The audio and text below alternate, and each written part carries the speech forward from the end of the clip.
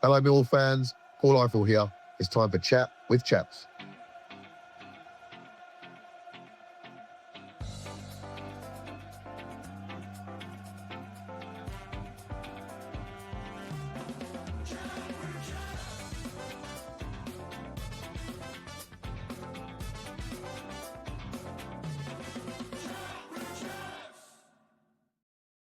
Hello, Millwall fans, and welcome back to another episode of Chat with Chaps. This one is an exciting one. This is a special guest interview with a former Millwall player, and I actually think this gentleman carries a unique trait. I don't know many players that have A, come through our academy, B, supported our club always, and C, played over 100 games for us. I actually don't know any in my lifetime. So that is a massive credit to this man. He's one of our own, Mr. Ben Thompson. Welcome to the show, Ben. Thank you very much. No, looking forward to it. Looking forward to it. Yes, mate. Same. And look, the season started, right? So you're at Bromley at the minute. 0-0 draw at Shrewsbury. How did you think the season started for you? Yeah, do you know what? It's not in hindsight, it's not a bad result, but I think throughout the game we were sort of thinking we could have nicked a win there at least. I think players and staff within the club were disappointed. Yeah, I was watching that. You got Barnet on Saturday, right, at home. That's your first home game of the season. How are you feeling in terms of going into the season? How are you feeling your prospects? Because obviously we'll come and talk about it. We played you, and I felt you were a really well organised side, to be honest. Yeah, do you know what we are? I think last season we did well. I think it was a positive season for Bromley throughout. I think everyone was sort of kicking themselves that we didn't sort of hit them playoff spots. Yeah. Um, Albeit first season in League Two for the club, it was a massive achievement to finish where we did. But I think overall, looking at it, we fell a bit short, to be honest. The manager would say that, the players would say that. With a few signings, a few more players in the building, I think we'd have been there. Which we have this summer. I think the recruitment's been well. Signed a few very, very good players for their level. So there's no reason this season we can't go sort of a little step further. Yeah, mate, I wish you the best of luck, and I'm sure all the Millwall fans do. One of the players you've signed actually is my next door neighbour, Ben Crawlhouse. Yeah, very good player. Very good player, yeah. Yeah, good player. Yeah, signed from Brentford. I think he was at Bromley beforehand, and then yeah, he's re-signed. But yeah, sort of seen him in training in pre-season games and that. He's a technically very tidy player, and yeah, he knows his stuff. So yeah, I'm excited to see him throughout the season, to be honest. Yeah, I was gutted we didn't sign him when he went to Brentford, but maybe who knows in the future. And what's it like to be reunited with Mr. Byron Webster? Yeah, brilliant. Do you know what? It's funny because obviously spent a few years apart and spoke on and off on the occasion, but not really sort of really close. And then walked in the building, it was like we never left each other. So yeah, no, it's been brilliant. Funny enough, today he's had his son in the building, come and train bits with us and done some kickabouts on the football pitch. So yeah, no, it was really nice to see sort of him, his boy as well. He's just some little player, by the way, as well. But yeah, nah, me and Webby, we go way back. But yeah, joining him again, it was like, yeah, we'd never left each other. Obviously, always had that connection. And yeah, really nice to see him. Well, we'll certainly talk about how you may have built that connection up on certain Thursday evenings, but we'll come on to that. But just whilst we're talking about the here and now, before we rewind and go back in time, obviously you played against us, right? And was that the first time you played against Millwall, by the way? Yeah, in sort of a half competitive game, we played last season. We come to say my training ground, the Millwall training ground, and yeah, we had a friendly sort of behind closed doors, not sort of the same thing, but yeah, to play against Millwall sort of in front of fans and Bromley in a half competitive game in a pre-season game was slightly weird, to be honest. I spoke to a few people after the game and a few people since, and just sort of said that yeah, it's a bit of an odd one, to be honest. Like playing in front of my own fans, but not my own fans anymore. So yeah, very different circumstances. But yeah, it was all good to see a few of the lads that obviously I play with. few of the fans that obviously I've seen over the years and stuff like that. So yeah, it was a nice occasion. Yeah, no, it was a good game. As I said, I thought you looked really competitive, and wish you the best for the season. How do you think Millwall are going to do? Like, obviously, there's one thing. All the fans at the minute. Obviously, we're recording this the Thursday ahead of the Norwich game on Saturday. Yeah. We're all a bit optimistic, and even pessimists like myself. I'm like really optimistic going into the season. But that's the fans' point of view. You've actually played against us. Like, how, from your perspective, were we decent? Going off the first half, yeah, impressed, really impressed. Sort of watching Millwall over the years, playing for Millwall, sort of playing against them for the first time. The first half, I thought the lads were sharp. Really good sort of organisation. The way they played the ball, the way they moved the ball about, was impressive. And even yeah, I thought, do you know what? That's a good side there.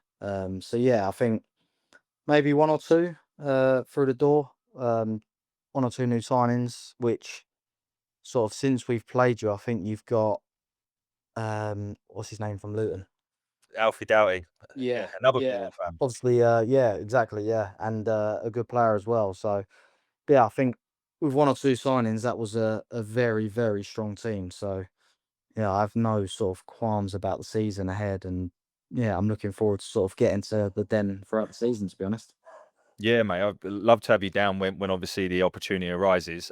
Any players that stood out for you in that game? I'm just intrigued. Like, if you were like, oh, because like, everyone's obviously talking about Ivanovic and Tanganga, they're the usual names. Was there anyone that you was like, he looks good? Do you know what? Yeah, Kundal in the middle. I thought he was Okay. very, very good. Yeah, very tidy player, very sharp. Sort of not seen too much of him, to be honest, me personally. So yeah, no, I was quite impressed with him. Tanganga obviously has been brilliant throughout last season. Yeah, he looks like a league above. And Ivanovic up top, which me personally, when I sort of saw him come through the door at Millwall and his first few stints, I wasn't too sure, but yeah, looking at him on the preseason game against us, he was a handful, a real handful. Yeah, he does seem to have stepped up a gear. It's funny you talk about Kundal, right? Because obviously at the minute he's not in the team, and a dear friend of mine who you've been speaking to, let's just say that, Yeah. I quote, "I'd rather have Ben Thompson in the team than Luke Kundal." So, Do you know what? Nah, yeah, that's nice, obviously, to hear. But yeah, no, I thought he was really good, really tidy player, sharp, fitness wise, top quality, and yeah, I know. I just thought he was a good player, and he sort of stood out a bit for me. Obviously, playing up against him as well. So yeah. yeah, no, he impressed me a bit. Nice. Well, fingers crossed for you at home to Barnet on Saturday, and for us going to Norwich Norwich. We away, haven't yeah. beaten them in Tough since first game. '68. I Sorry. remember going there with I think it was under Rowett. Me and Shane Ferguson played centre mid, and we both got dragged at 55 minutes or something like that, and it was 0-0 at the time. We're thinking we've done the right job there. It's 0-0. Like Norwich away, that's a tough game. But yeah, I can't remember the game finished up, but yeah, that was sort of my last memory of Norwich away with Mill. I mean, there's not many happy memories of Norwich away Exactly. with Yeah. Millwall. I remember Morrow scoring a corker. I don't know if that was like a Boxing Day or New Year's Day. I don't know if you remember that. I'm sure you were involved at that point. But yeah, not a happy hunting ground. But let's hope that changes on Saturday. So we'll see how that 100%. goes. But anyway, mate, let's rewind. So we go back to the very start, and like I said in the introduction, you are a Millwall fan. Like, talk to us how, you know, I had no choice but to be a Millwall fan. My old man would have nothing different. But talk to me how you became a Millwall fan, and obviously how that evolved in you getting your scholarship at the age of 15, 16, I think it was. Very similar to you, to be honest. My old man wouldn't let me go over any other way, to be honest. Um, been going, yeah, since 3, 4 years old. My old man used to take me and my brother. So yeah, that was sort of earliest memories. I'm pretty sure my earliest memory of sort of a Millwall game was a proper game that I remember sort of fully was the Man United game Yeah. at the Millennium Stadium. Yeah, but yeah, that was sort of an early memory of mine. But yeah, before that, I used to be going to the Den, but I can't remember too much of it. But yeah, no, it's very surreal to sort of the change from like going to a fan to a player was weird. Sort of playing with players that you used to watch and sort of ask for their autograph and stuff like that. So yeah, it was a very weird transition, but sort of had to get used to it very quickly. Um, yeah, Yeah, I mean, talk to me about that because obviously I've listened to previous interviews and I think when you were doing your scholarship, it was still a little bit old school, and you would clean, I think, with James Henry's and Josh Wright's boots, and yeah. like how was that trend? Because obviously, growing up, all I ever wanted to do was to play for Millwall. I was obviously nowhere near good enough, but that is like a dream, right? As a kid, so to go from that dream to it being a reality, and you're now working with players that you've idolized, like just talk to me about that. And you made your debut coming on for the great Jimmy Abdu. I know, yeah, absolute legend of the game. But yeah, no, it was weird, really, because sort of at school, sort of before I signed for Mill, it was never really football. Football weren't really in the front of my mind. Sort of, I'm going to be a footballer. That's my goal. That's it. It was always sort of, I play football because I enjoy it. I play football with my mates to have a laugh on a Sunday. Yeah.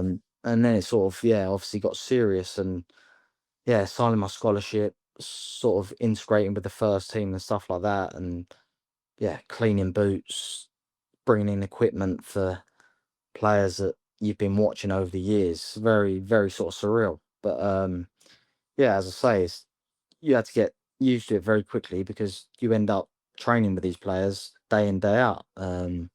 So yeah, it was a weird one, but yeah, sort of got used to it quickly. And yeah, as I say, playing with the likes of Jimmy Abdu, players that you've been watching, idolised over the years. Neil Harris obviously was my 23s coach, and I used to ask him for autographs on the side of the pitch, um, which is mental. And you get, yeah, obviously Morrows, Henderson's at the time, and stuff like that. Fordy, Dunny, just absolutely mental to be playing with these players, and yeah, getting a bit of stick off them as well. So yeah, it's brilliant.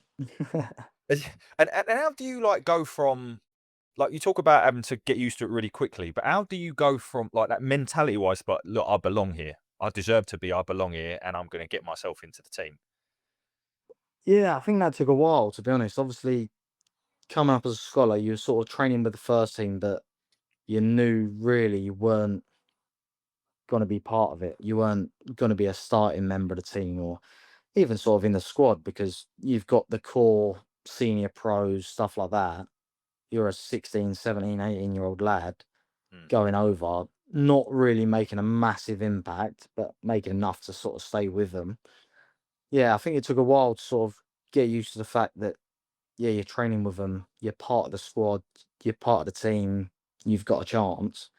So yeah, it's just like yeah, I think it took a good few years to sort of get around the fact that no, you're a big part of this team. You can be a starting player.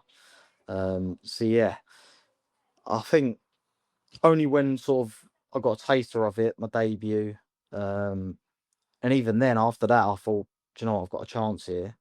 Didn't play again that season. Didn't have a chance. Didn't get a sniff.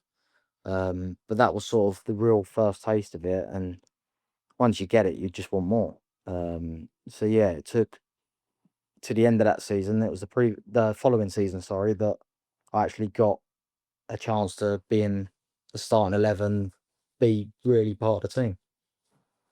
And it was, if I'm not mistaken, it was Southampton that you made your debut. Yeah, Obviously coming on for Sir Abdu, and it was Ian Holloway, I think, that gave you your debut. Is that right? yeah, yeah, What was he like? Because so I think you'll appreciate this more than anyone, right? From a fan's perspective, we not a massive. Let's just say he's not flavour of the month, right?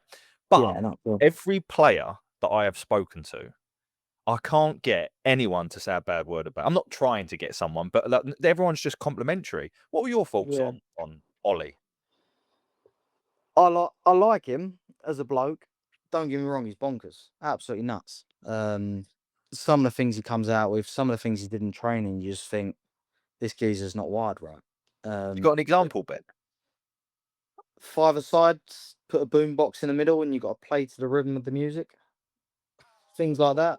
Other than that, I can't. Yeah, won't say too much more because obviously he's still a manager, and still see him every now and then and have a catch up with him. So yeah, just stuff like that, just completely out the blue, like random stuff. But great bloke, really knew his stuff,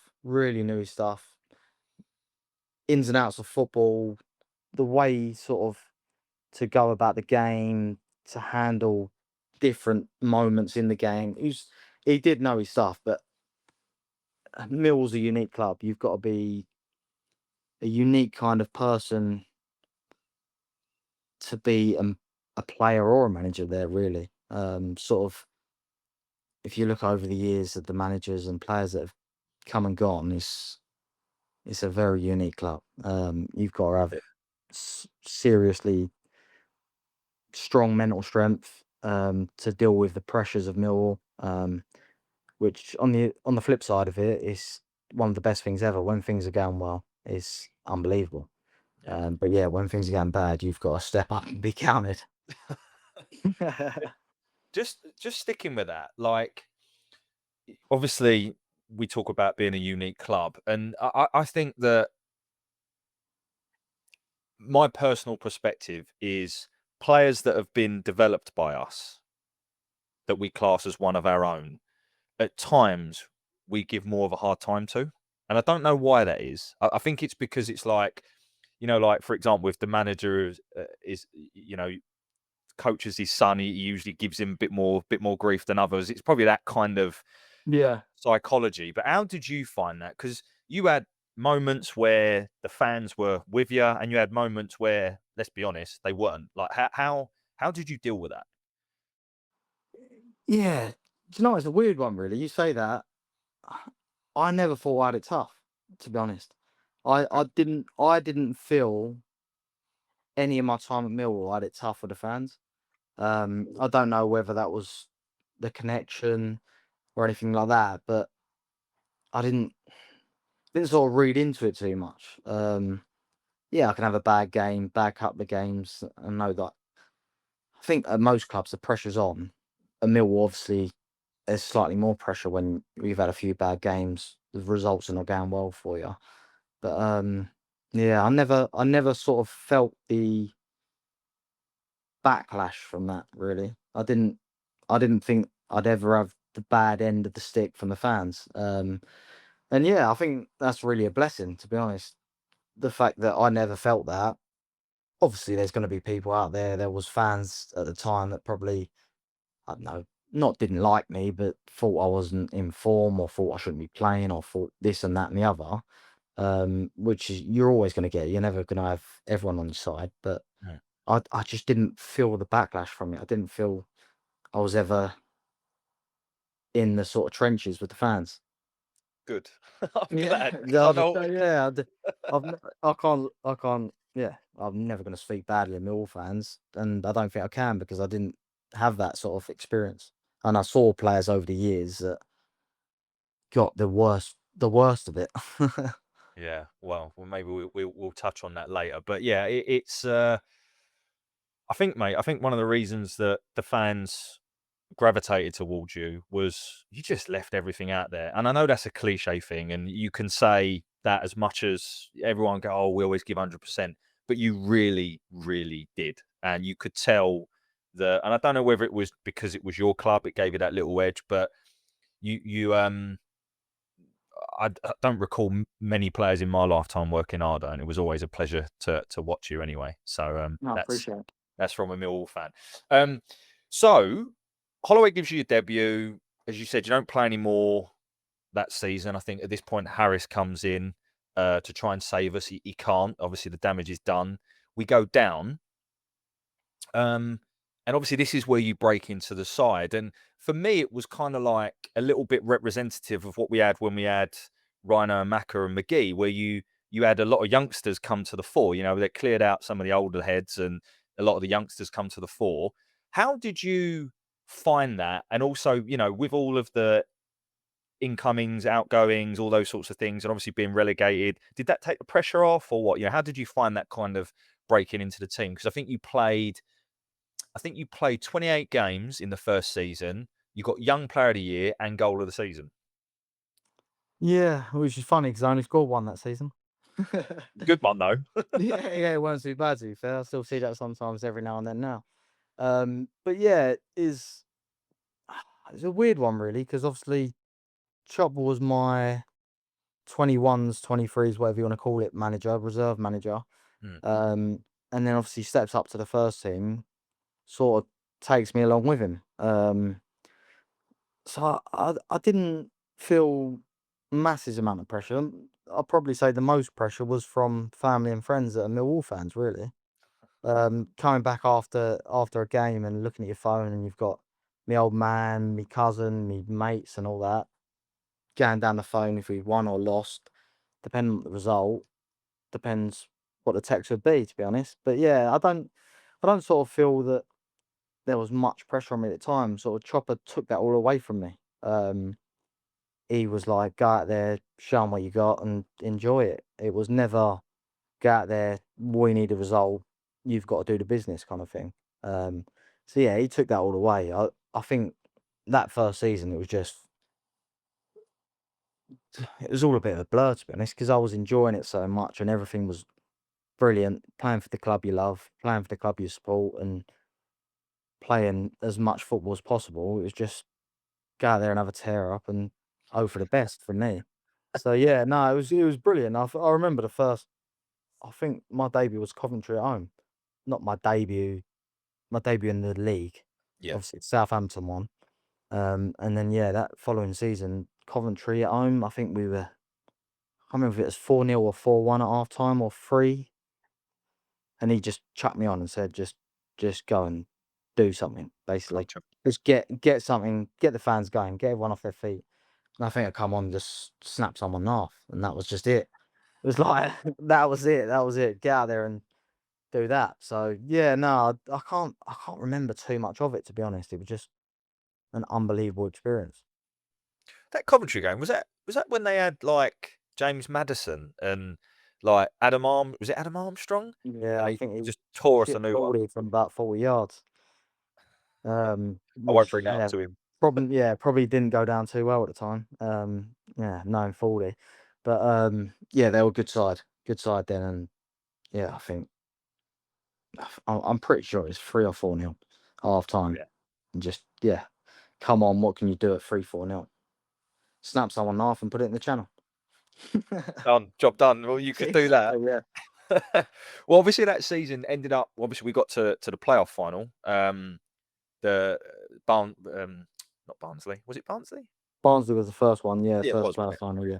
Yeah. How obviously in terms of the defeat and sort of bouncing back from it, how was that for you? And obviously, I know there was this whole Morrow, Tony Craig thing with the captain's armband that did or didn't disturb the process. Just thoughts for you on that game. Yeah. Obviously, all our excitement before the game. First trip to Wembley with Millwall. Loads of Millwall fans turning up in their numbers. It's like dream come true. Don't get me wrong. Stepping out on that Wembley pitch is a different ball game. I didn't think I was nervous until I walked out there. And yeah, it was like it was something else. It was sort of hits you as soon as you walk out and you feel them flames on your face. It was like, yeah, this is proper. So yeah, it was an unbelievable experience. Obviously, I think with everything that went on in the dressing room, and I think there was a bit of, I think Joe Martin come off injured at one point. Webby obviously in the warm up. It was just sort of one thing after another that day, and it was just like, it just weren't to be. Everything happens for a reason. So yeah, gutting for me. Obviously, my first chance at a playoff final with Millwall. So yeah, I'm pretty sure I went on holiday next day. I think I just said to George and my missus, I was just like, we need to get away. I need to get away and just clear my mind. And obviously it was lucky we come back and bounce back the next season, which was sort of inevitable with the squad and team we had. Yeah, I mean, I just felt that like with that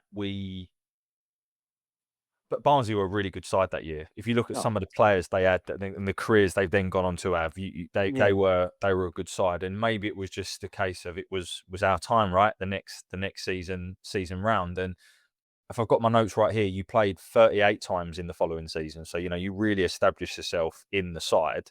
yeah. But I don't think, if I remember rightly, you started the game in the win, right? No, it's quite funny. I told this story a few times. So that season we went up. I think I played in pretty much every game in the league. Got to the last game, the 2 playoff legs and the final, and I didn't play. Put Jimmy Abdu in, has hardly played a minute all season, was unbelievable. It was like, it's just such a Jimmy Abdu thing. The most professional, fittest guy ever, to hardly play any minutes at all throughout the season, to get chucked in for the last 4 games and be unbelievable, is just sums him up to a T. And that is why he's a Millwall legend. Yeah, he is, mate. He is. And is that a master stroke by Neil Harris in terms of doing that, or obviously I'm sure you didn't feel that at the time, but Yeah, I think at the time I was gutted. I was a bit like a kick in the teeth. But looking back on it, the previous season, obviously with the Barnsley loss, I sort of shit the bed a bit. With the big occasion, Wembley, playing for Millwall and all that, it was a bit like, should we chuck some more experience on the pitch for the remainder of the games? Which, yeah, at the time I was probably spitting feathers, but it worked out. It was to be. So yeah, I don't think I've had too many complaints. And I mean, I've seen Chotwa a few times since and caught up with him and never mentioned it. well, he might or might not watch this, so be careful what you say. Sorry, I was on holiday with him the other week. How would you? How would you? Yeah, Actually, no, I saw it on Instagram. Yeah. I mean, yeah, he had a good start himself, didn't he, last week against yeah, Cambridge? So yeah, hopefully, guys, yeah. that continues for him. So obviously we get promoted. What were the? I have to ask you this, right? What were the celebrations like? I mean, like just in the championship, you'd never. If I'm right in saying this, you'd never played in the championship because the Southampton game was a cup game. Yeah. So what holiday plans were made? What was the late great John Berylson like? Morrow after scoring his winner. Yeah, just sort of summarise some of your thoughts on those celebrations. Yeah. Sort of days and weeks I'd never ever forget. Sort of obviously the whole day itself, the win, the celebrations on the pitch, the changing room. Obviously, John Berylson being John Berylson with his cigar. That's just the fashion. That was him. That was the sort of guy he was. Whenever that was a big occasion for Millwall, the cigar was out. And yeah, what a legend of a bloke. Absolutely tragic news. Sort of when I found out, was sort of hit me hard. Yeah, great bloke and played a big part in my career, and can't thank him and his family enough for everything they've done for sort of me and Millwall Football Club. Um, but yeah, the scenes sort of following the win, I think we went back to the hotel after the game, had like a mini sort of party, but more sort of with family, friends, and stuff like that. Can't remember getting home, to be honest. And then Sign of a good night. straight to the airport in the morning. I think Gregor's picked me up and we went to the airport together. It was when his car broke down on the motorway. I still had my medal on, Soundo in the back seat, I think, and his car broke down the motorway. We left it on the motorway, keys on the front wheel, got a cab to the airport. Jed was at the airport waiting for us. He missed his flight, so we had to book the next one. We all booked on the next one. And then, yeah, somehow got out to Marbella. Spent a good few days there, and then I think a few of us went Vegas after that. So, Yeah. yeah, class. Celebrating Absolute properly dogs. then, yeah. Yeah. um, because Jed was on loan at that point, right? He wasn't part of us, but we obviously went on to sign him permanently, which was brilliant for us. Did you know that was going to happen, or was it still kind of, because obviously if he's gone on holiday, you must have built up a bit of a Yeah, I think the sort of season he had and how he was with the lads and everything like that, it was inevitable, to be honest. Yeah, great around the dressing room, great player. It just sort of fit. So Mm. yeah, it worked out well. And yeah, he's went on to be a fantastic player for Millwall and then moved on to sort of bigger things. Yeah. He's obviously still at West Brom, and we also signed. Obviously, we beat Bradford. Bradford's left back, didn't we? We signed James Meredith, who And for a year or two he was exceptional, and then he sort of dropped off a bit. And what was he like? yeah, really good bloke. Quite quiet, to be honest. Quite a quiet bloke, but absolutely sound. Like got on with all the lads. Really nice bloke. But yeah, he sort of kept himself to himself and did his own sort of thing. Yeah, and obviously Tom Elliott as well, which will always. And he's never really got going, didn't he, at Millwall? But like one thing's for sure, that we'll always thank him for the goal that he scored up at Leeds. Oh yeah, 100%. I remember I was on the bench for that game. What an atmosphere! What a game! Phenomenal. One of the best. And a lot of people ask me sort of where's the best places you've played, and for Millwall at Elland Road was one of the best atmospheres ever. Unbelievable place to play football, and yeah, just that atmosphere when it gets going, a game like that as well, electric. Oh, it was probably the best atmosphere I can remember. Obviously, the topsy turvy nature of the game, them Yeah. losing a man as well, and that, and I think the Scunthorpe playoff games. I remember being at the Scunthorpe playoff games with Morrow and Gregory scoring in front of absolute Yeah. blind. But anyway, we get promoted, and I believe Sav comes into the club. Yes. And Ryan Tunnicliffe, who I'd be honest, I'd forgotten about. So I'm sure he was a nice bloke, but I've forgotten about him. So you found your opportunities limited that season, right? Yeah, I can't remember. I can't remember playing that season, to be honest. It says 3 times on Wikipedia. That doesn't mean it's right, but Yeah, I'm not. Yeah, I'm not so sure. Even 3 times, I can't actually remember getting on the pitch. Yeah, sort of first season in the championship, it was like more of an experience for me. Traveling to everywhere, traveling to all the games away, and just experiencing that sort of next level kind of thing. So yeah, didn't play too much football that year, which was a bit gutting, but sort of understood at the same time. Being a young lad, first season in the championship, it was a bit, yeah, it is a championship for me is different level. Massive step up from League One, League Two. So yeah, that was just a learning year for me, really, like a gap year. yeah, do you, do you think that's the case even now? By the way, because obviously, like the reason I asked you that question is normally teams that come up from League One struggle, right? But you've got this season, you've got Charlton coming up who've spent 8, 9, 10 million. You've got obviously Still guaranteed Birmingham. 6 points, though. Say that again. Still a guaranteed 6 points. Oh, mate, I love it. Do you know what? But how Millwall would it be for us to beat Norwich away at Carrow Road for the first time in 60 years and Yeah. it lose to Charlton? Oh god, that'd be gutting. I'd rather the other way around.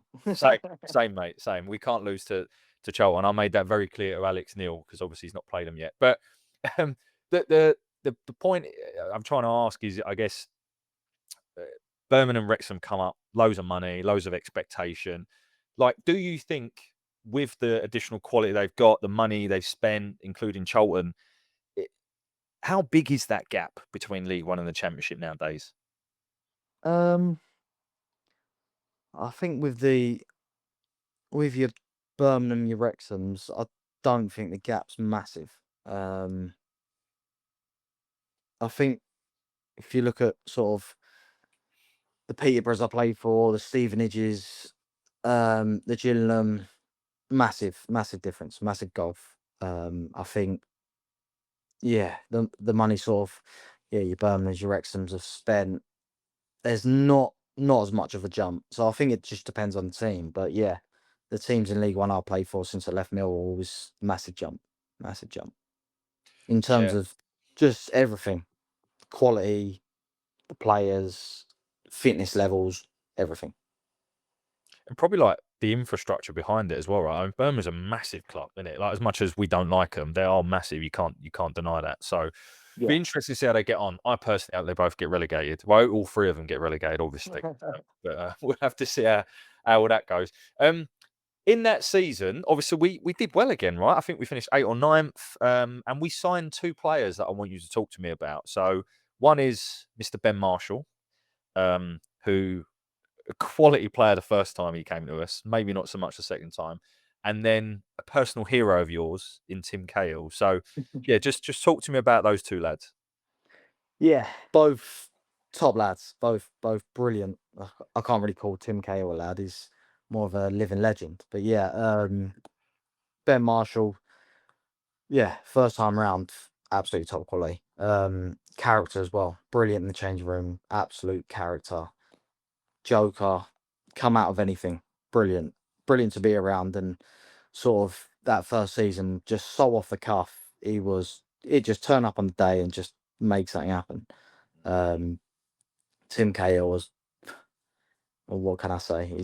That is Tim Cahill. The man that sort of made me fall in love with football. Watching him as a young lad, sort of in that Millwall team, just everything about him was what I wanted to play football for.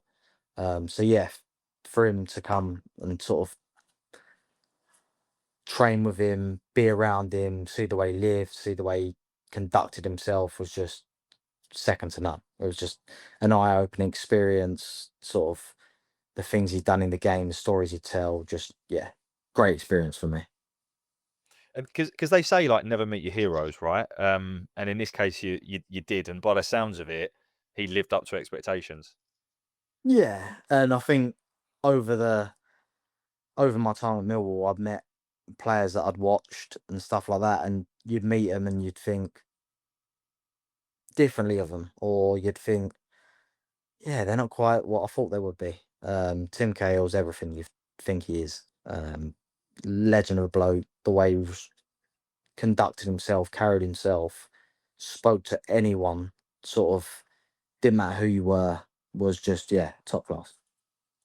Oh, yeah, it was brilliant. And I know he didn't play much. His contribution seemed to be either in the dressing room or getting booked in Yellow half card, yeah. But come on and just, yeah, just knock a yellow card in there. Why not? He loved it. He was guaranteed. I made so much money in like bookings that season. That was a great season though. I remember going to like, I think it was Barnsley in the coldest day ever. And I think Ben Marshall Always cold scored there. it was cold, wasn't it? Always cold there. Every time I've been there, it's freezing. Yeah, maybe don't sign for them ever. But Ben Marshall scored. We went to Burton. I remember winning 1-0 there, and yeah, I mean that was a great season. We went close, but obviously it wasn't meant to be. But obviously, like we said, you found your opportunities limited, so that led to the following season. I think it was near the end of August. You signed on loan for Portsmouth, right? And a man called Kenny Jackett signed you, but he thought he'd signed a right winger called Daniel or something, right? Is that right? Correct. Absolutely correct. What was all that about?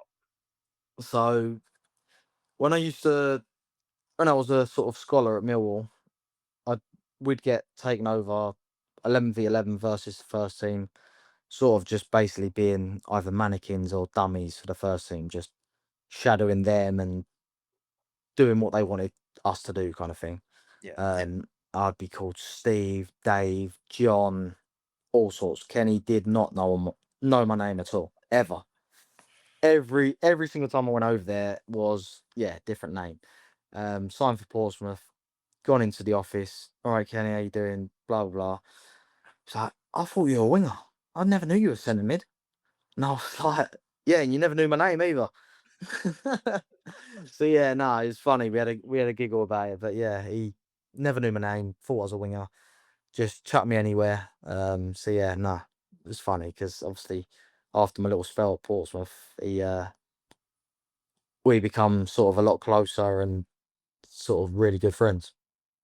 Oh, that's good to hear. That's good to hear. I'm unfortunately, I hear that he's not particularly well at the minute. So Yeah.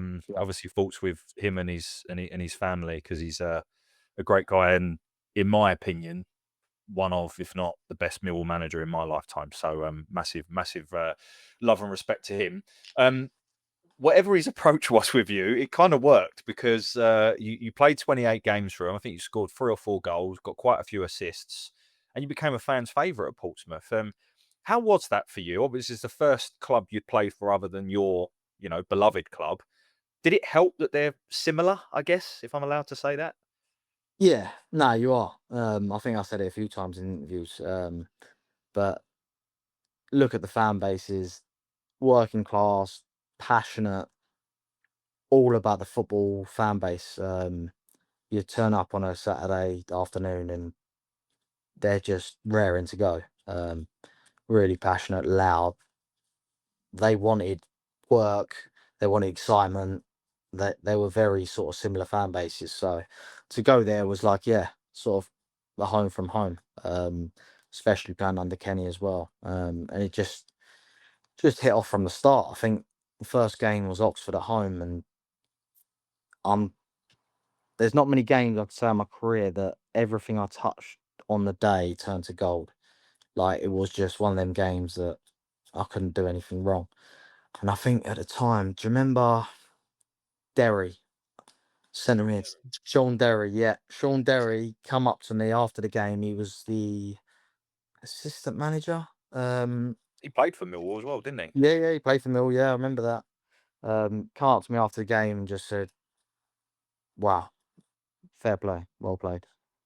Sort of after the game on the pitch at Fratton Park. Um, yeah, just sort of a surreal moment really for an opposition manager, assistant manager to come over and say that. So yeah, I just felt like after that, it just kick-started my sort of Pompey little spell. Yeah, and like, you had such a great run there and become a fan's favourite. And I'll be honest, my best mate, right? I'll mention his name, Jamie. I don't know. He is your biggest fan. Like, honestly, if he was to do an all-time Millwall five-a-side, you would be in it. That's how much he loves you. Oh, brilliant. Even though you wouldn't get in your own one, but we'll do. Oh, yeah, exactly. But he was like, they're going to sign him, isn't they? He's going to go. He's going to go. Like, what are we going to do? How are we going to go on without Ben? But you get recalled in January by Mr. Neil Harris, which was really nice of him, because he then put you on the bench for the first couple of games, didn't he? Yeah, I wasn't too happy about that either. Yeah, I remember getting called back. Sort of, I think my last game for Pompey was Norwich away in the FA Cup. We won 1-0 last minute. Unbelievable game, an experience. And then, yeah, I get called back, sort of half buzzing, half thinking, I've done half a job here. We're top of the table, flying, battering teams, just thinking, there's no way we can't get promoted. And then, yeah, go back, spend, I can't remember it, the first 2 games on the bench.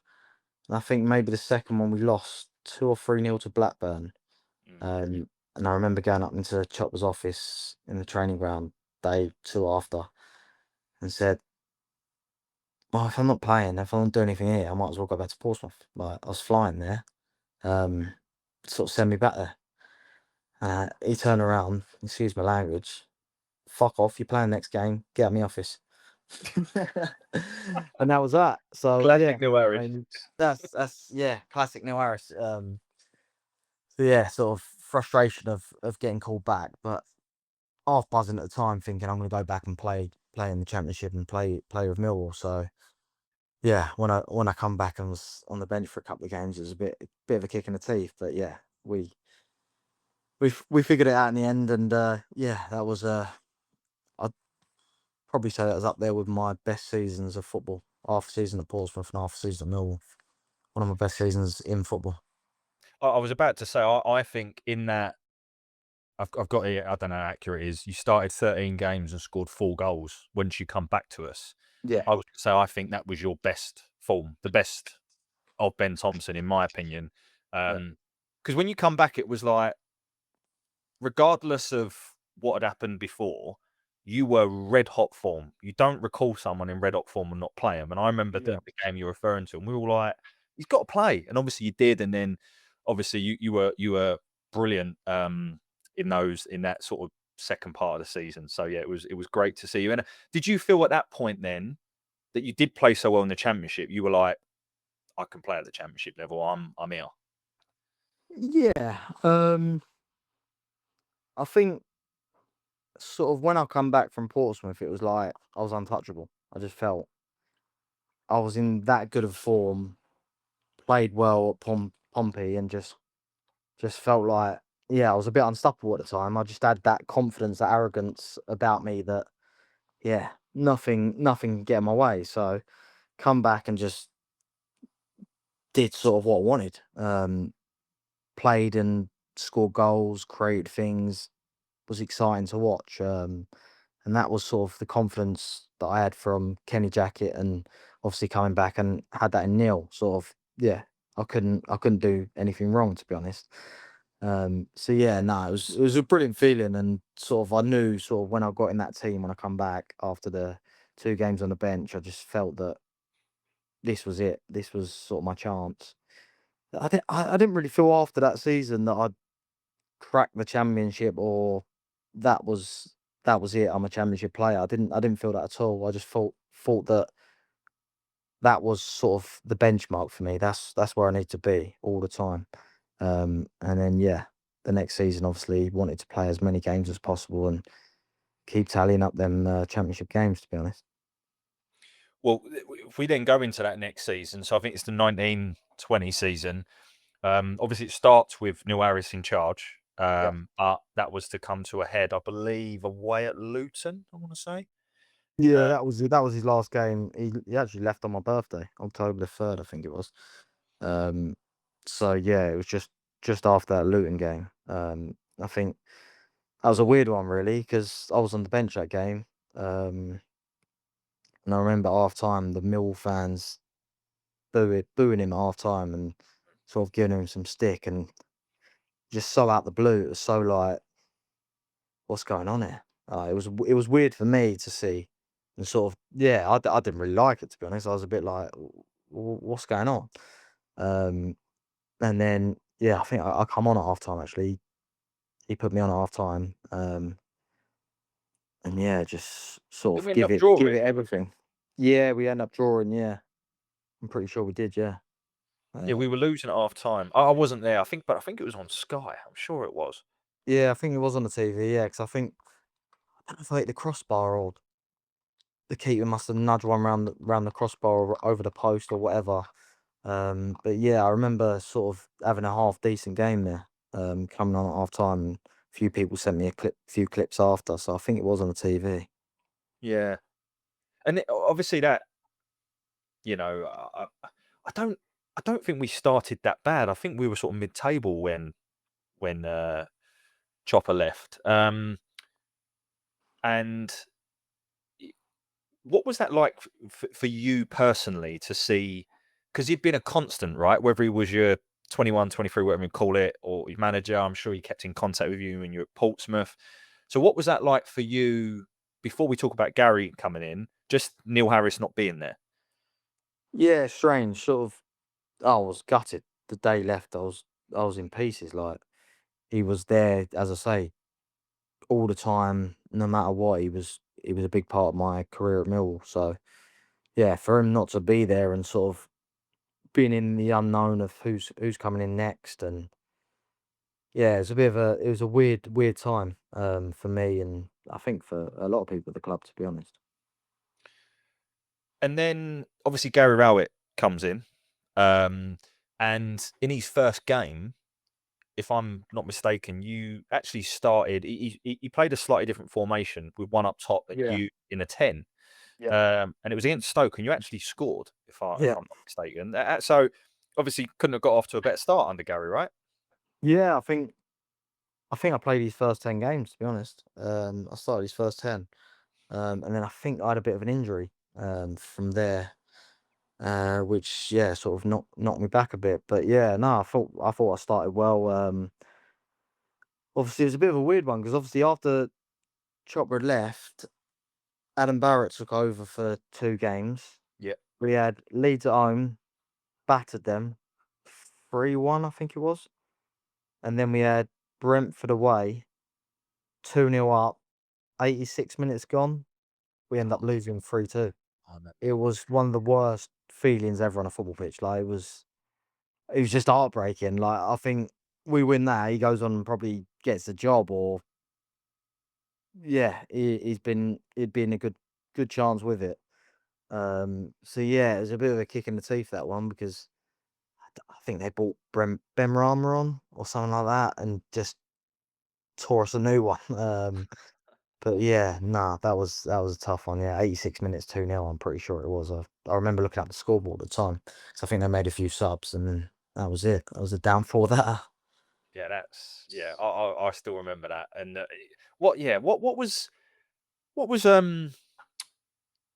Barrett like? Because I'm being honest, right? I don't know if you knew this, but in the last couple of years before he left, he just got so much, in my opinion, unfair stick from fans. Like, it's like, and I don't understand how fans can make a judgment on him when they've got no clue what he brings to the. You can sit there, oh, he does nothing. How do you know? You don't know. So, someone who does know, like you, what was he like? As a top bloke, real top bloke. Give you everything, heart on a sleeve. Like, he'd do anything for you. Just sort of on the training ground, he'd take the sessions, take the coaching sessions, set pieces, stuff like that. Things that people sort of didn't see from the outside. So yeah, I'm not too sure why he got any stick at all, to be honest, because yeah, he give everything. Wasn't sort of on the forefront of everything, and that's sort of why no one really sort of saw behind the scenes of what he actually did for the team, for the staff and the club. So yeah, no, I haven't got a bad word to say about Ads. He's top bloke, and yeah, wish him all the best. Yeah, and any player I've asked that question has said the same thing. So it's testimony to his character. But we have a good season under Gary, actually. I think I've got here, you started 20 games for Gary in a Yep. slightly sort of forward position. I'd love to get your opinion on that, because I think at that point we had Ryan Leonard in the building. I think Malumbi was here as well. What was he like? Because he's always someone, if I'm honest with you, Tomo, that I just feel should play for Millwall in terms Yep. of his character. It's just a fan, and a ship's probably sailed now. But what was your thoughts on Jason, and then sort of you being deployed as a number 10? Yeah, Jason was a top lad, good player as well. Sort of had bits of me in him as well that I sort of saw that he'd put his art on his sleeve. He'd give everything, smash a few people up in the air. He had a bit of a temper as well. So it was like, yeah, he was sort of destined for Millwall, to be honest. Wind people up, just bit of a joker as well. When he's in his own right, he was a bit of a joker. So it was like, yeah, he'd have other players sort of really rifled up on the pitch as well. So yeah, no, I like Jason a lot. Obviously come a long way now. He's a bit more experienced. Obviously, he's still at West Brom, I'm pretty sure. Yeah, he is. Obviously Yeah, playing for Ireland as well. So yeah, he's played a lot of games now and got a lot more experience. So I can imagine he's sort of, yeah, got a lot more in his sort of armory now than he did have then. And a bit less rash. well, you say that. I Um, think, was it last season he knocked someone out pre-season or something? yeah, well, yeah, he's probably still got that in him, to be honest. But yeah, I think he's tamed it just a little bit. And yeah, playing in the 10, sort of, I did that last season with Bromley a few times as well. I enjoy the freedom. I really do. I like playing in the 10. I like playing the 8. I like playing further up the pitch to sort of create and score goals. Obviously scored, I'm pretty sure it was 6 goals last season, a few assists as well. So it was like, yeah, getting on the end of things and creating stuff was sort of, playing further forward gives you, which I enjoyed. I enjoyed that sort of freedom. Whereas sort of sitting in the front of the back four, which I did towards the start of last season with Bromley. Yeah, sort of haven't got license to get forward, do more sort of on the ball. So yeah, I think 8's my best position. If I was gonna pick anywhere, I'd choose number 10 just because you've got a lot more license to do what you want. But yeah, I'd say 8's my best position, box to box. At times, mate, when you played at a 10, you've got this unique ability to hang in the air. So you was like a target man. I mean, I don't know how tall you are, but you would like out jump 6'4" centre halves. I'm only 5'7". Are you actually? Yeah, no, yeah, I'm actually 5'7", yeah. But, Wikipedia says you're 5'11", by the way. Just oh, letting you leave know. it there. Leave that there. But yeah, no, always had that leap. Always sort of had the ability to jump and just sort of stay there. I speak to the lads at Bromley now, and some of them laugh at me because yeah, just sort of the way I get up and the positions getting on the pitch is just mental because I'm quite flexible, believe it or not. But yeah, the lads just laugh. I've Some heard of the about your belly positions, dance, Ben. All right. yeah, the belly, not just the belly, yeah. But yeah, the lads laugh getting some position on the pitch that other players look at and think that just looks so uncomfortable. But yeah, I just managed to find myself in weird positions and yeah, just always have done. So yeah, that's just me. It's just a standout thing, like in terms of things you used to you jump up, be it a 6'4" centre half, and you'd like land as if you'd like broken your back, but you get up and you'd be fine. And yeah, that was just I can see it pictured in my head now. But anyway, that season, we actually went quite close. It was a good season, but I think if I'm not mistaken, COVID hit towards the latter part of the season. It Yep. sort of killed us off a little bit, and it just changed the whole landscape. And listen, every football match is different with no fans, but I really think Millwall needs the fans, and I think that probably changed it. But we'd love to get your opinion on that. And then I think the following season, where you played 16 games for us, and it was your last full season with us. That was, I think, entirely COVID. We'd just love to get your opinion on what it was like playing in those times, and yeah, how that was for you. I think we had Kifton Belt at this moment, and the competition in the side. Yeah, COVID, yeah, weird one. Really weird. The whole sort of distancing, the changing room, not coming to training 4 at a time, 8 at a time, group training, full group training. It was just so weird. Just you're allowed to basically airbutt someone on the pitch, but you can't go in the same toilet as them and piss next to them. It's just so odd. The whole concept around it all was just weird. And then for Millwall to have no fans is a travesty. The Den is built on the atmosphere. Players don't like going to the Den because of the atmosphere, and without fans, you've not got that. It's a friendly game and just takes every sort of sting out of it. Hard to get up for. Yeah, not enjoyable at all. I don't think there's one player that sort of did enjoy COVID. No, and I'll be honest. I was looking for, obviously preparing for this. I was looking for my notes, and I think we finished 11th. I couldn't even. I don't remember that season. I mean, it's just gone in it. No one cared about it. It's just so irrelevant. No one cared. Although wasn't that the season where we lost at home 3-0 to Derby, and that Sibley scored hat trick? Was that season? Yeah, I'm pretty sure it was. Yeah, the only player I've ever seen score a hat trick at the Den. I think I remember many other players scored a hat trick at the Den. See, that just doesn't happen if the fans are there. I'm sorry. I know that's Nah. like really easy to say. It just Not a doesn't. young lad like that at the time. I think I can't remember how old he was. 20, 21. Yeah, Just it was a that kid. that don't happen. Yeah. No, I think they had Rooney in the side as well at that point, if I'm not mistaken. So that was that memorable season. I think you scored your last goal for the club in a 2-0 win against Birmingham. If I've got that right. I did enjoy scoring against Birmingham.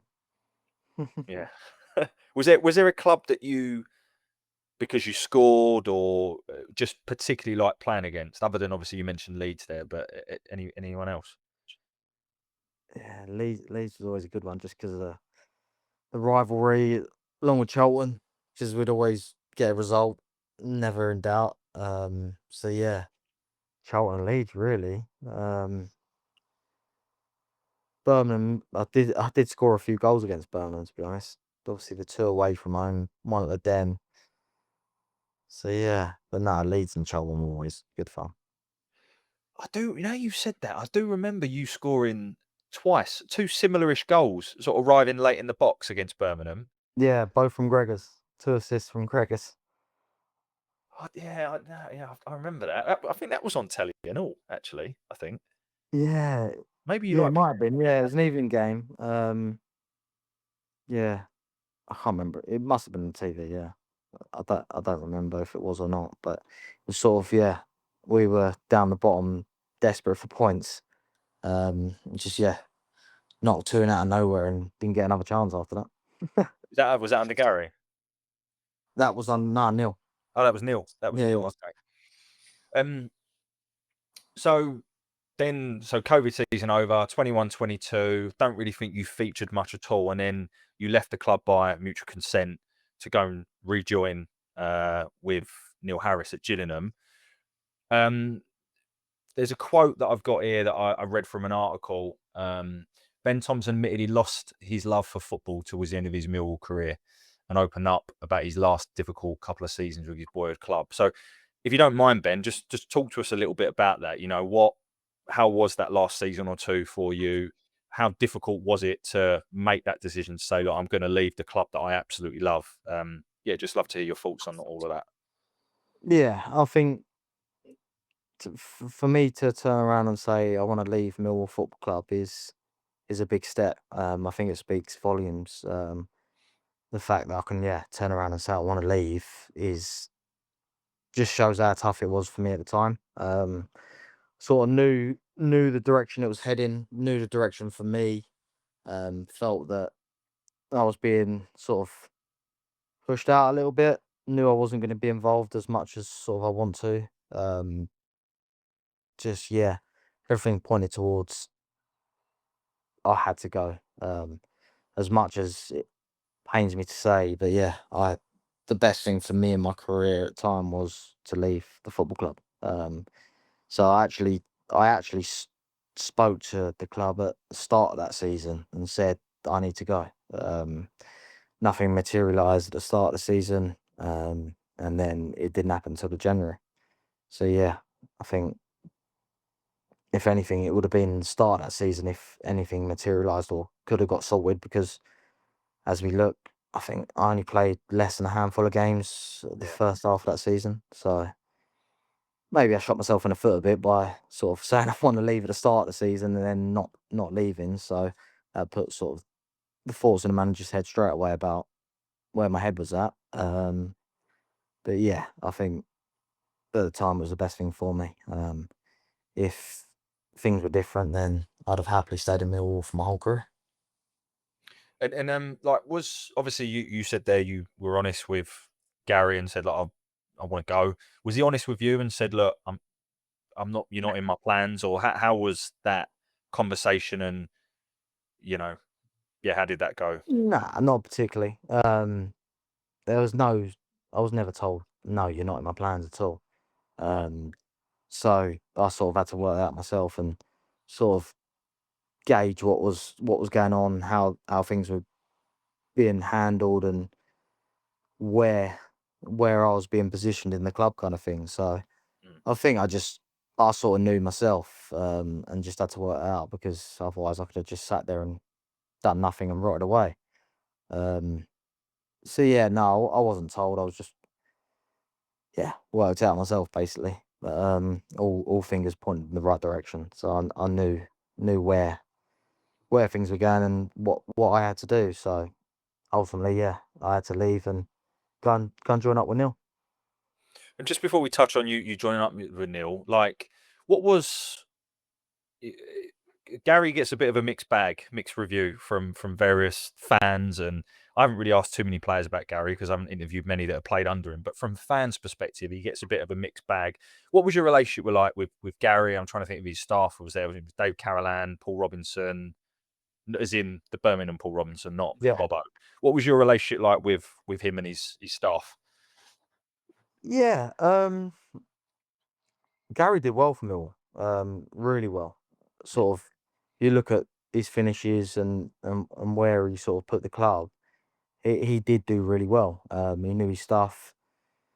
Yeah, I don't think the fans sort of appreciated much of his football, as in the negativeness, but he did do a job, and yeah, he put the club in the right direction, I think, as well. His staff, Paul Robinson, yeah, got on with him really well. Brilliant guy. Obviously went on to, where did he go to? St Johnson. He went on to manage St Johnson, I think, after that. No. Oh, that's the other fella. Oh, I'm thinking another fella. Huh? What was his name? There was the centre back used to play for Leicester. Yeah. Oh my God, I can't think of his mixed up. name. Paul Robinson's the left back that played. Yeah, I know. Sorry, yeah, I know Rollo. Yeah. I'm trying to think. That's gonna bug me. That's gonna bug me. I'm gonna. Why He tried to sign me at St Johnson. Did he? Yeah. He tried to get me on that there on loan. Yeah. I'm googling it now, mate. Mine's boggled right now. I'm gonna get it because it's gonna annoy me. Callum Davison. That's the one. Yeah, because Danny Mack obviously went there on loan, didn't he, as well? Yeah. Do you still speak to Danny? Yeah. Still speak to Danny every now and then. Obviously he's got a little family of himself now. Yeah. So yeah, nice. I still keep in contact with him. Coops, Lenny every now and then. Billy Mitchell. Obviously Sav's just left. But yeah, no, there's a few of them still left. Not many. No. Well, there was a bit of a clear out, wasn't there, in the summer for Millwall anyway. But yeah. But yeah, no, Robbo, brilliant. Joe Connell, Joe video Connell, guy. Yeah, he was sound. Dave Caroline, yeah, not my cup of tea. I think if you ask a lot of the lads, it's a mix from there. Sort of didn't click with the lads. Just wasn't sort of part of the group. Was doing sort of some questionable things around the training ground within the staff as well. So it was a bit, yeah, he didn't go down too well, to be honest. And I think that sort of ruffled some feathers in the changing room. Yeah, not a lot of people sort of got to grips with him. But yeah, he's a different character. Well, he's obviously really close with Gary, right? Really close. They have a podcast together, and I believe, I don't think Dave's with him at Oxford. I could be wrong, but I'm not sure about that. But I think just going back to what you said about Gary, for me personally, you can't argue with the output, right? All right, it might not have been glitz and glamour, but you look at his finishes, and I personally think that Oxford on paper are one of the worst sides in the Championship going into the new season, and I think they'll stay up purely because of Gary Rowett. Yeah, you can't argue. If you look at his finishes with Millwall in the Championship, he did the job. He got the players going. He knew how to sort of tactically work it. And yeah, got some really good finishes for Millwall. Top half Championship finishes, which is credible, very credible. Yeah, agreed. So you go back work with Neil Harris at Gillingham. I think you played 17 games for Gillingham that season. I guess it was a no-brainer to go and work with Neil again, wasn't it? Yeah. Who better to go to if you've fallen out of love with the game a bit and want to sort of get that passion and love back for it? Go and play under sort of the manager you know and you could trust and sort of enjoy football under. So yeah, it was a no-brainer for me. Obviously, Gillingham at the time, difficult position. I think we were 10 points off it when we joined. We ended up taking it to the wire. We needed to think a draw on the last game. And I think Rotherham got promoted at our place last game. They beat us 3-0 or 3-1. So yeah, we got close, but it was just about getting that love back for football, enjoying playing again, playing every game, and then sort of going from there and just seeing where it took me. So yeah, can't thank Neil enough for that. Obviously been a massive help throughout my Millwall career, and then helping me since I've left as well. So yeah, top guy. And just before we move on to then Peterborough, just a few words on Neil Harris, because I know he was amazing with you, with obviously then when your brother passed as well. Yeah. Just talk to me about I for me, he is Mr. Millwall. He is. There is no. Well, in my lifetime, I can't talk about Harry Cripps, Barry Kitchener, etc. In my lifetime, biggest legend there is at Millwall Football Club, and I can't thank him for enough for what he's done. But yeah, would love to just hear your thoughts on the man. Yeah, as you said there, absolute legend of the club. I think, him, and you look at John Berylson as well, two icons of Millwall Football Club. But yeah, the stuff he did for me as a person on, off the field, with everything going on with me at the time, just an absolute gent of a man, ridiculously kind-hearted human being. From, as you said, everything with my brother, the day my brother died, Ian Holloway called off training that day. Neil Harris drove me all the way to Folkestone and Dover, just to go and see my brother. No one asked him to. No one offered for him to do it. He just did it off his own back, and obviously was at the funeral as well, and been in touch ever since. Ever since he's left Millwall, we've still been in touch. As I say, I was on holiday with him in the summer. Him and his family, and mine and my family. So yeah, someone that would always be very close to my heart, for everything he did for me, and as well as a football manager and a Millwall manager and a Millwall player, um, a legend of a player and a legend of a manager. So yeah, everything he's done for me and Millwall Football Club really is just brilliant. Yeah, I would love to. I speak to Cameron every now and again. I'd love to get him on the show than this, because he's just. I'm really glad for him, because he came back, obviously saved us from getting relegated, and he went on his terms. And regardless of how he went, I think he deserves that, because he's just a phenomenal human being above anything else. So, you mentioned family, Ben. You're starting your own five-a-side football team. Congratulations to Yep. the Thompson household, mate. Thank you. Yeah, another boy on the way. So third boy, due at the end of this month. So yeah, 3 boys, absolute carnage. I think, to be honest, 2's carnage. So the third's not gonna make too much difference. And I'm assuming they're kind of 50-50 split Millwall Bromley fans, right? That's the diplomatic answer. Yeah, they are, but they're at that age now where they're starting to love football. So it's not just Millwall and Bromley, it's every other team. They want to hear other teams' songs. They want to look at their badges. They want every single kit. It's just like they're football mad, which is nothing to do with me. Yeah, obviously I play football every day, but I don't push it onto them. They have to force me to go outside and play football with them, because I get home from training. They want me in the garden for 2 hours after.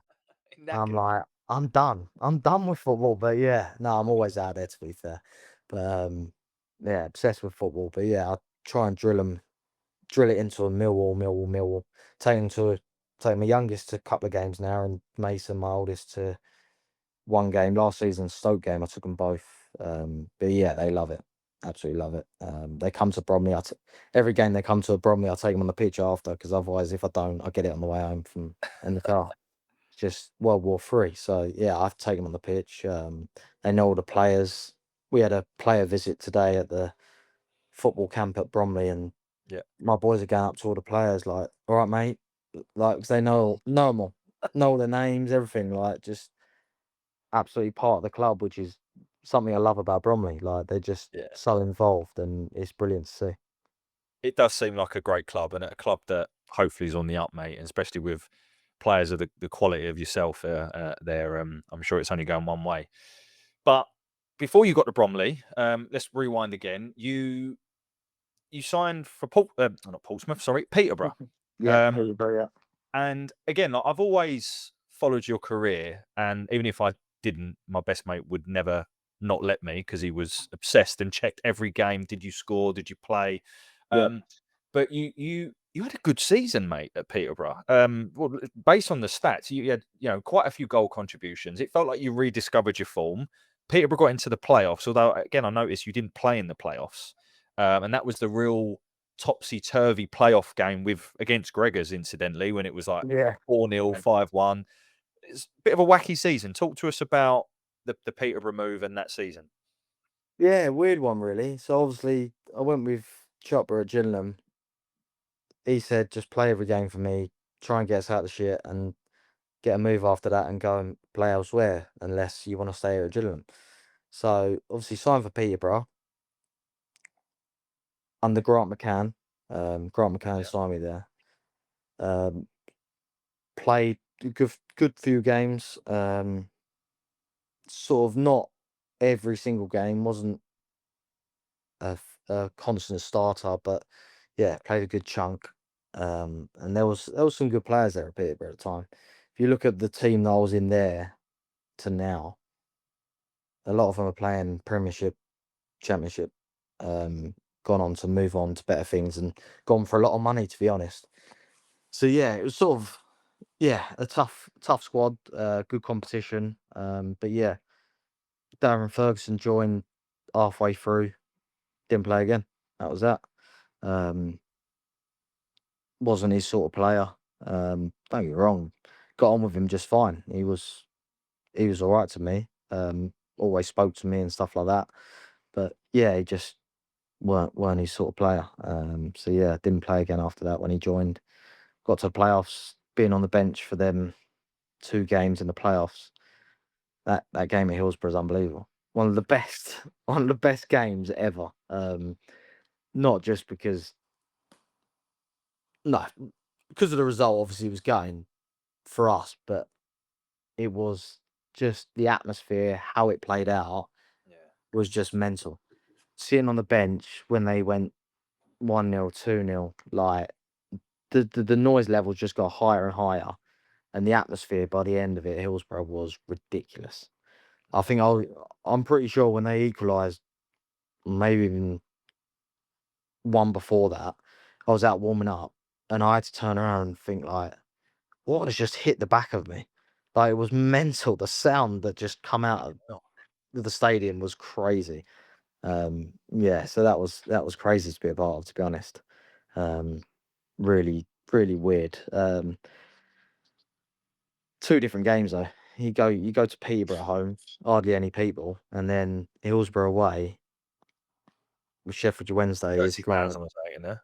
Yeah, 2 different games, which we should have been prepared for, but that's another story.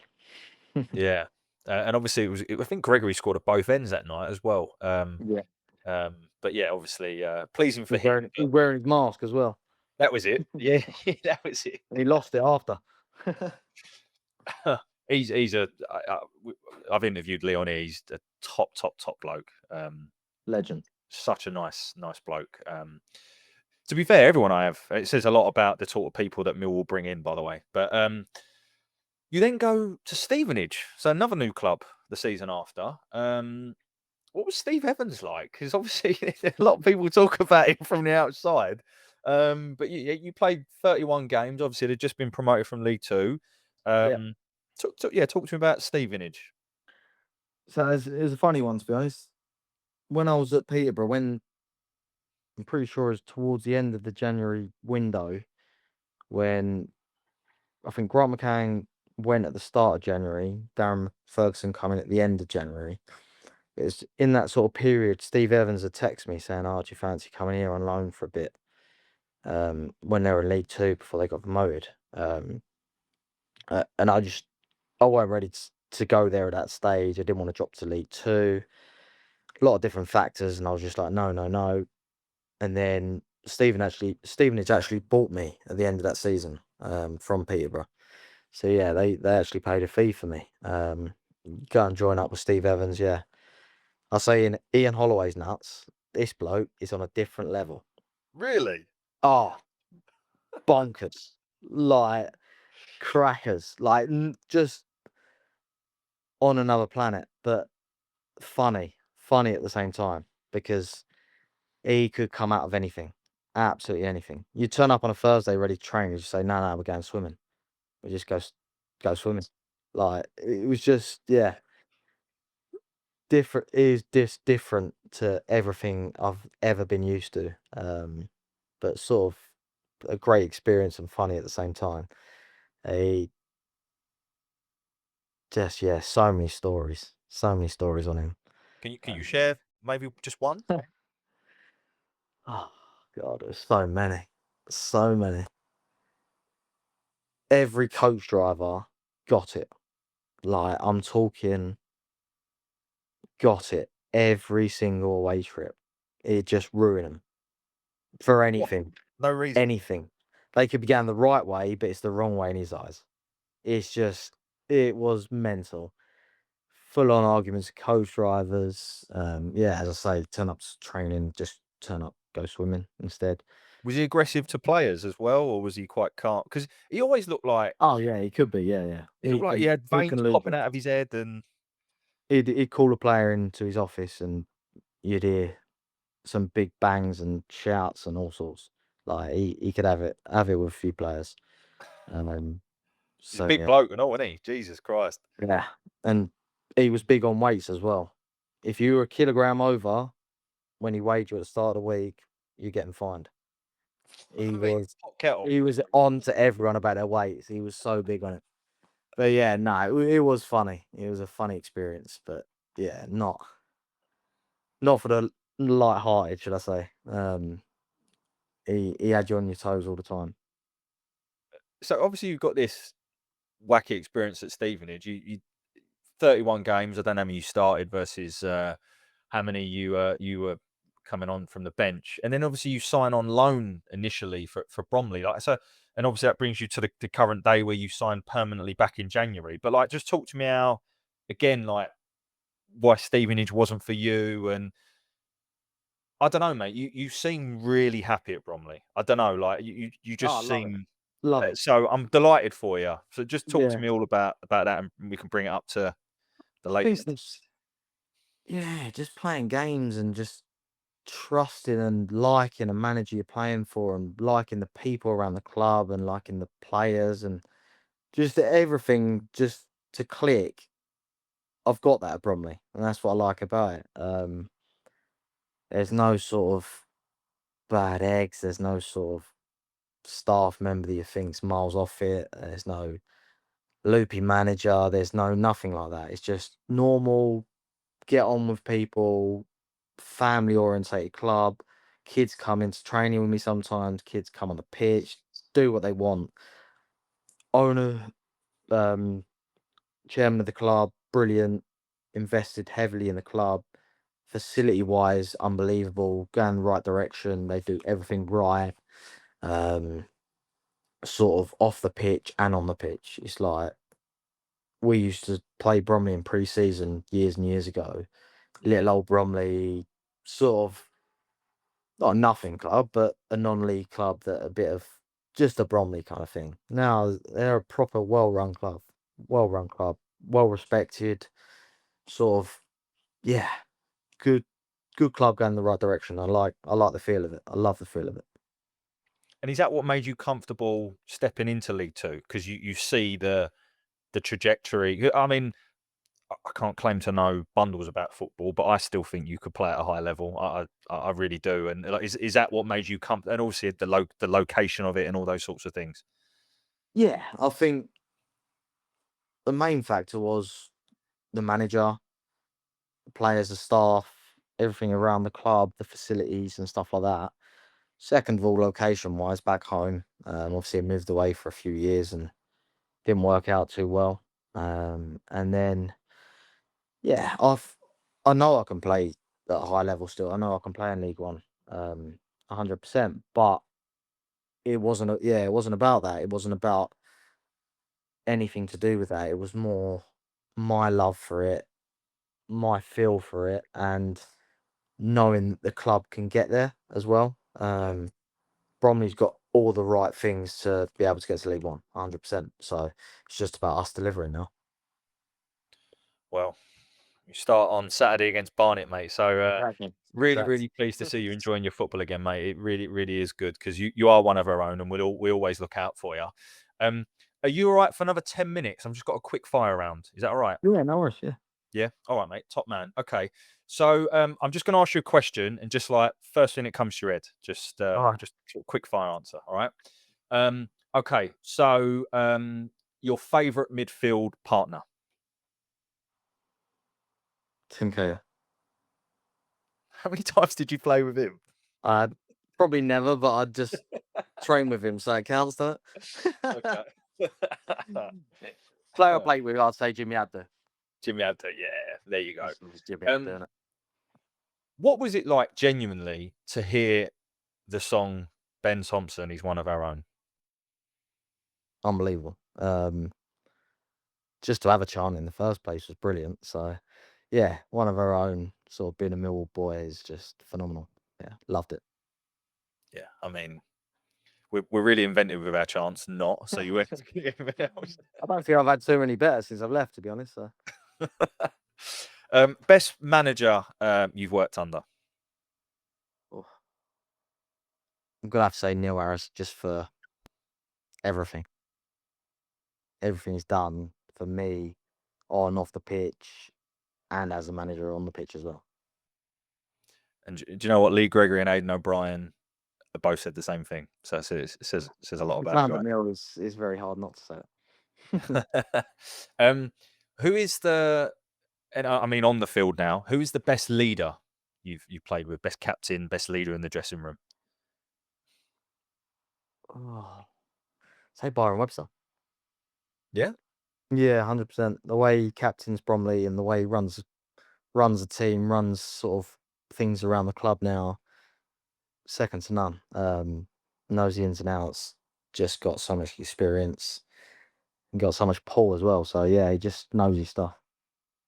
Oh, nice. We have to get him on this as well, by the way. I know he does wall talk and stuff. We have to get him on. Obviously, the likes of Willow and Morrow have gone into coaching. Did you see that happening? What are your thoughts on them going into coaching management? Willow, I saw definitely, yeah. Knows his stuff, just knew the game well, and he's a strong talker as well, as in a strong presence about him. If he spoke to you, you'd listen.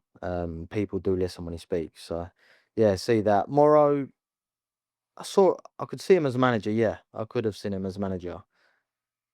Coaching wise, yes and no, but yeah, more of a manager, which he is. So, I could see that. And he is a leader. He is, and he's still as cheery as ever in some of his interviews I've seen. Who's the best player you've played with? For me, I've got to go Tim Cahill in his prime, but obviously I played with him back end of his career. Chris Wood. Chris Wood's up there. Still very good player.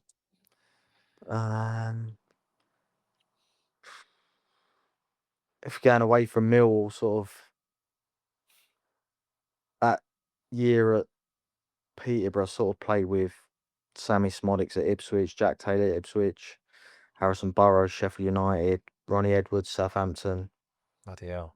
There was some real good players in there that will go on to have really good careers. So yeah, a few of them would be up there as well. Yeah, good players, really good players. How does Byron like his coffee? Funny enough, I do not make Byron many coffees, but if I do, I'm buzzing because he's easy. Black coffee. That is it. That is it. Right, okay. That's it. So easy. but I'm barely making one, so don't let him fool you otherwise. All right, okay, fine. I believe you, Ben. Yeah, you mentioned earlier, but like, who's like your best mate? Well, either you can answer one or two ways. Best mate still at Millwall, or best mate in football? Um, Tough one, really. At Millwall, I'd say, like, obviously I get on with the lads that I played with.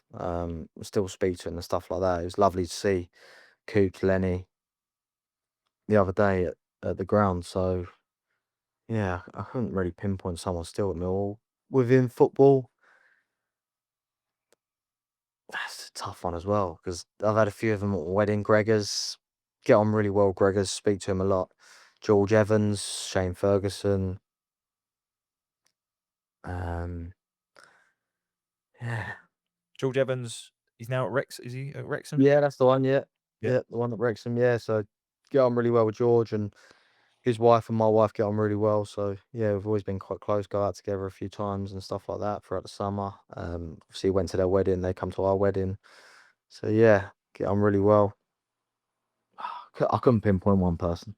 No, I won't make you do that. Don't worry.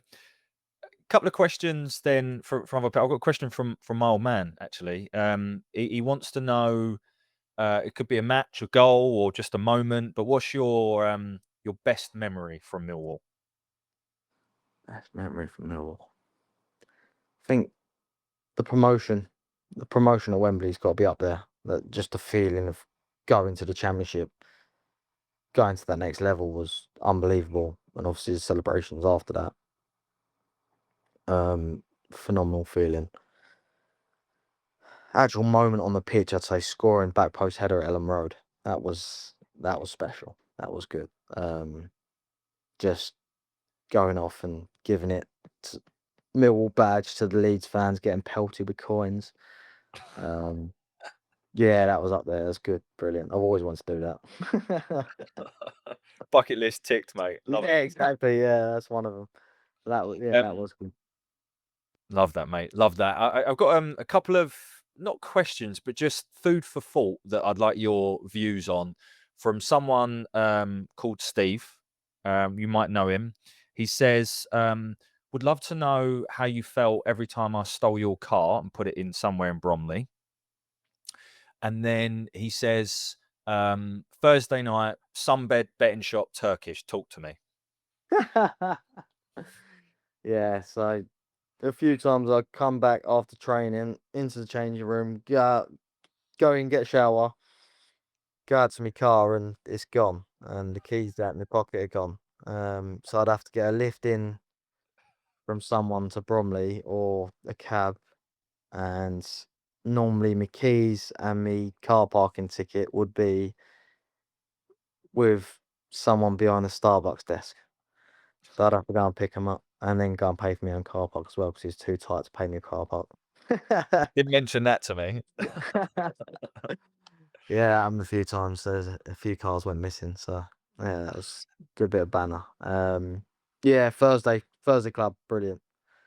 So many good memories of Thursday Club, and some of the stories unbelievable as well.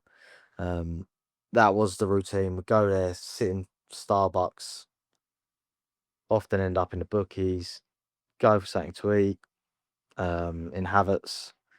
And me and Byron actually went to Havertz not too long ago, at some point last season. Still as good? Walked in there, bloke was like, "Oh, you're back."